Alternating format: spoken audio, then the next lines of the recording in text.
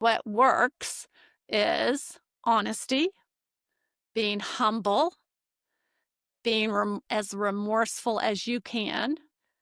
And I say that with this in mind.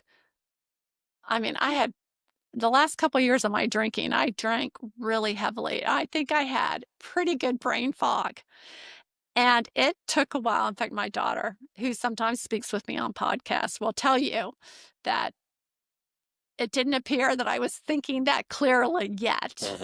I was not always making good decisions. So I knew in my head I was apologizing. Well, two things. One, I apologized at a surface level, which was at least a start.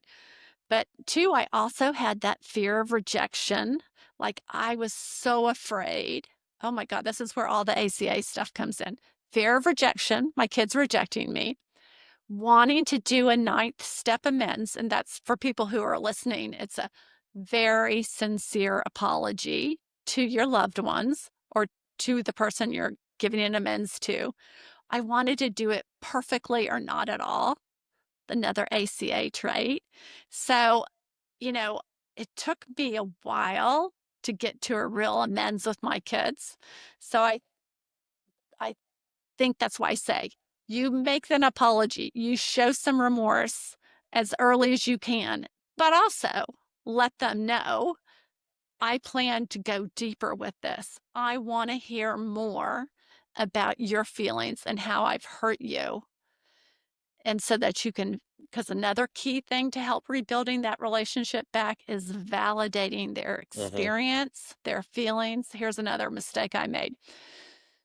I I knew I had done some really stupid things. I never physically abused my kids. And at first, I probably would have told you that I didn't emotionally abuse them, that occasionally I verbally abuse them. That's nonsense. I verbally and emotionally abused my children. One, I couldn't see it at first.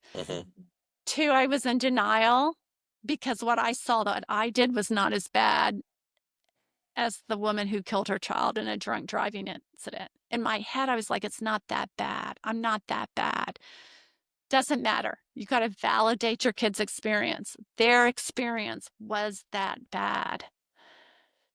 I think it has to be so therapeutic, one, to acknowledge it, but it's also inspiring um, to a lot of other parents who have gone through this. I was listening to one of your podcasts. It was you and your daughter, and y'all were hit on a very huge point of that everybody's not going to be happy when you get sober, and she actually shared how she was angry that you got sober when you got sober, and that was very powerful because I don't think that people expect that when they step into sobriety. It's like, oh well, I'm going to start getting my family back. They're going to be happy, this and that.